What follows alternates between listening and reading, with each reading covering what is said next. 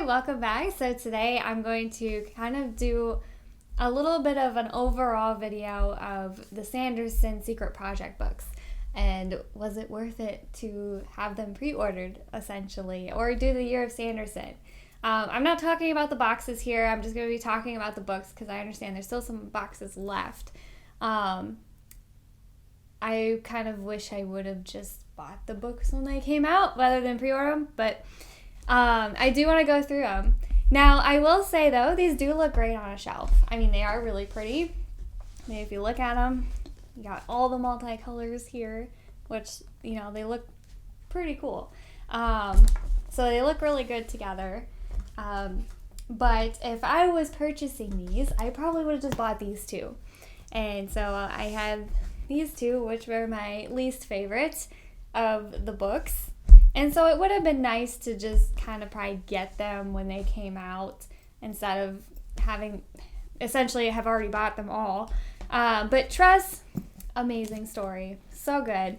This was probably my favorite of the Secret Projects, to be honest. I really liked Yumi too, but this one, I mean, it was the first book I read of the year, and it was just so good, and I was so excited because it was the Year of Sanderson. It was a great start, and I was super excited. So I think just having that excitement and then having a great story, it just has like a lot of good sentimental value now.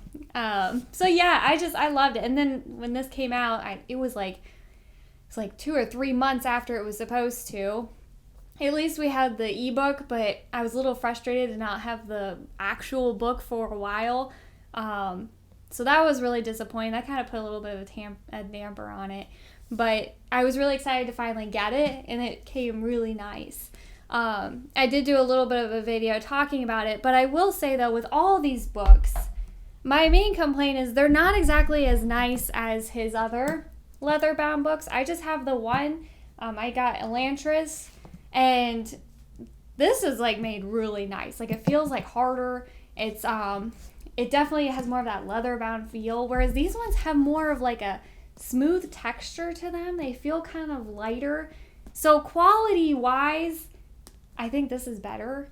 These look nice. They look really cool. I mean, especially with all the colors and everything. But this has like a better feel, a better quality to it. And I really liked the silver edging over here too. Now the Sunlit Men was cool because you have the black sprayed edges here, which is, I always like that. I think like Six of Crows has like the black edges too, and then one of them's red. And I like that a lot. But so I did like this. But I mean, if I'm going to pick though, I like all of the silver. It looks really cool. And then, I mean, this one too also has, you know, all the pretty artwork inside and everything. It doesn't have as much like artwork in the middle of the book, whereas these ones all have like random art scattered throughout.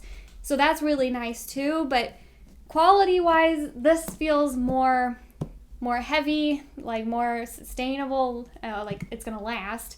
I don't know what materials it's made with, but this just feels better. Whereas these ones, they just, especially like with the edges here, it kind of feels like it almost could like pop out a little bit. It doesn't feel quite as sealed. I don't know how to go through describing it all, but they're really pretty. With inside, you get all the artwork, which is really cool. There's some great pieces in here, and so that's done really well. Especially Tress. Tress had some of the best artwork. I just love the story. The story is so good. And so if you're going to get any of the books, I definitely recommend Tress. Tress is told from Hoyt's point of view, which I love reading about from Hoyt's point of view. I didn't think I would, but I actually really enjoyed it. But you don't notice it too much until he kind of gets his random interjections in there, because it does follow Tress. And she is... so it starts off where she's kind of on this island, and she has a little bit of a crush on this prince thing going on. They both do. Well, he gets sent away, and when his father comes back without him, she realizes he's missing, so she then goes out on her own to try to find him. So she joins this crew, and they're trying to find him. And on that crew is Hoyd, and he has a curse that he's trying to have broken. So that's the basis of the story, and it's really good, and it's a cool world too. So you have this idea of like spores, That's kind of what the water is, but you don't want water to touch it because then they'll just like explode into vines, which is extremely dangerous. But there's different kind of levels of it. There's different colors. So that's why I like that one picture I just showed you. There's like green and red. So yeah, it's great story, great world. I loved it. Definitely, this one was definitely worth it. And I was so excited because this was such a great start. And I'm like, oh man, this is going to be a great year. Then I got the second book and I was like, oh, this is complete opposite. Some people liked it. So just because I despised this one doesn't mean you will. I wanted to DNF this one so bad. Yeah. And then when it came, and then, so when I read it, I was like, oh, this is terrible. And then I'm like, great. Now I have the hardback version coming too. And I don't even want it. I don't know. It's just, but I will say the positive with this one is I really liked the little artwork pieces in this one too. And it was really cute and creative because it was kind of following the Wizarding Guide. And so you got this little wizard who's being drawn around. And it's really cute. You can kind of see him in here a little bit. It's adorable. So I will say, though, the art in here is pretty good, too. And you got some really nice pieces here as well. I just did not like the build-up of the story. It didn't, I don't know, it was just really bad. And then there was, like, all these terms for that world, and nothing was ever really elaborated or explained on for them. I didn't like the main character either. I thought he was a crappy person. I did not like being in his head, and I just didn't like his decisions. And then it's like he kept trying to like screw things up with the other characters, and like almost purposely, like any type of relationships being built. It was just really bad. I don't know. And then like when it ended, I'm just like, what? Like, why? I don't know. But yeah, you can see, I mean, there's great art in here. That is the most like positive part that I can say. But I know some people really liked it. They had a lot of fun with it. And so that's perfectly fine. So if you like it or you haven't tried it yet, don't let me deter you. Just be cautious, I guess. I don't know. Make sure it's something that really seems like you might like. And to be fair, I don't know what I would have done if I wouldn't have already had this pre-ordered, because it sounded like one I probably would like. And so that's why I was like so frustrated, because I'm like, this sounded really interesting. And then for me to just not like it at all, it was like, I wouldn't have been able to predict that. But I certainly wouldn't have gotten this version of it, because I wouldn't have wanted to waste my money with that. But it's pretty, I guess. I don't know. Now I can show it off and be like, don't read this. No, just kidding. If you want to read it, go ahead and read it. But and then we had another positive with Yumi. I loved this one too. This one was so good. And I've heard that it kind of follows a little bit of like that anime story of One Piece, I believe, which I have not seen and I don't really know anything about. But so for me, this just felt original and new, and I loved it. It's another one that Hoid is kind of in the background a little bit, and you don't get as much of him as you do in Tress, but you do get him narrating a little bit here. And I like Hoid. It was, I don't know, I just like his interjections and everything. He's kind of stuck on this planet, and he's stuck as a coat rack.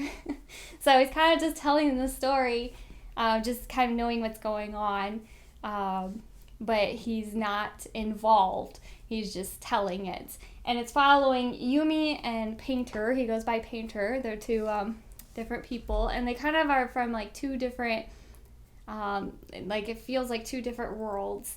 And they're able to interact with each other because they're kind of having this whole like body switching thing going on. And I loved it. I thought it was great. I thought the characters were done really well. It was just fun. It has a little bit more of a romance feel to it, but I didn't feel like that wasn't really why I enjoyed it. I just enjoyed it just because it was just fun, and it was, I don't know, it was just kind of cool to read about the new world, and then just how they coped being in a different setting, because they were both just so particular about their own world and their habits, and then to have someone else who's completely different come in and have to live the way that they did, it was just interesting. So the two worlds are completely different from each other, and so they're trying to interact in that matter. I loved it. I thought it was just really, really good, and so I enjoyed that one. Trust is probably still number 1. This would be number 2. So that was another good one. I would have bought this one. And this one has, the artwork on this one's good too. I was thinking Sun Limit. But this one has some good artwork. It's not quite as colorful as the other ones. I think there's a few, there's a few colored ones in here that are done really well. But it doesn't, some of the other ones have more of a silky colored page. This one does not. It's all just, but yeah, there's some really good pieces. And so, I mean, this one was worth it too. So there's a lot in here. Okay, and then last and least, I liked 2 the least. So this one at least is better than 2. But I wouldn't have bought this one. Maybe after Stormlight 5, I would like this one better, but right now, no. So take that in consideration. This is not exactly just like a standalone feel like these other books. Like these other books, it's like you can just jump right into them. You don't need other Stormlight knowledge or Cosmere knowledge specifically. This one, you need some Stormlight knowledge and maybe some of the novellas too. And also, you need Stormlight 5 to come out. And because of that, I didn't enjoy it as much. I didn't have that character connection. I just really didn't care. But the world is kind of interesting. It's a whole new world. It's more of like, this one, you can't be out in the sun because it just literally eats everything alive. And it rearranges kind of the planet's landscape too. So the people are constantly moving just to get away from the sun. And so that's kind of the structure of the world, but there are some other things going on. There's a tyrant that they're trying to defeat because he's essentially, so if someone's left out in the sun, and that's kind of like their form of execution, if they're out in there, they kind of leave behind almost like this soul gem thing, and it can help power their stuff. So there's kind of they kind of just want to sacrifice a lot of people. So that's it's a dark feel to that. But, it's just a little interesting. It felt kind of more sci-fi to me too, which the other ones, especially Yumi and Trust, felt very that fantasy feel for me. And so that was probably another reason why I just really didn't connect with it. And I just didn't connect with the main character either, because I really didn't care about his story. Mainly because we don't know all of his story, because there's some missing. And then I understand these were secret project books, but I don't like when there's secrets kept from me in the book itself. It's like, just tell me who the character is. Like, stop hiding who this person is. Just tell me the backstory. Tell me what's going on. I just feel like there were so many secrets in this book. Not all of them got revealed either. I was just really irritated. So that kind of took away a lot for me too. And then this one, I wasn't really that impressed with the artwork either. I think this one had 2 different artists. The inside art is kind of lacking in my opinion. I don't know, and especially the way the main character looks, they made him look like a rock or something. I don't know, it just looks weird. I wasn't that impressed. But there's some throughout here. There's not a lot. I didn't notice a lot of artwork either. Let's see. But then there are a couple really good pieces. If you look at the edges here, these are great. These are so pretty. This one was good. This one's inside, and it's a silky page. So I mean, that one was really good. It's just these stencil kind of artwork. I just did not care for. I didn't find it very appealing. But yeah, the edges, look at that. Look how pretty that is. So I mean, I liked the artwork, except for this more of the stencil kind of feel pages. Oh, I just passed another one. Let's see here. Here's another one. See, I don't know. It's not as detailed as some of the others, but it's like, that is just so pretty. So yeah, I mean, looking at them, I probably would have just only gotten the 2. But I am a little disappointed that they're not like the same quality as these. I mean, this just feels so nice, and it's just made so well. So I was disappointed that they weren't the same quality, but these do have a lot more of the like physical eye appeal to it, because it's got, you know, the decorated cover. It's got a lot more artwork in it. It just doesn't have that same sturdy feel to it, but they're easy to hold. They're smooth. So, I mean, probably if you're reading from this, it's not going to be as difficult as probably reading this, because this is heavy. So this definitely feels more of a lighter material, where this is more heavy duty.